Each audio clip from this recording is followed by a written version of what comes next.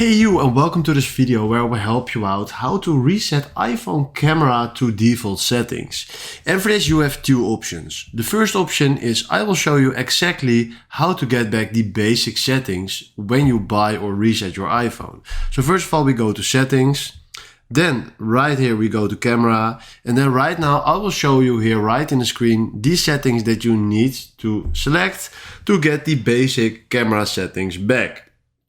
If you don't want to do that and you want to completely reset everything on your phone, then we go back, and then right here we go to General, scroll down, and we click on Transfer or Reset iPhone, Reset all settings, do your Face ID, and right now the security delay will start.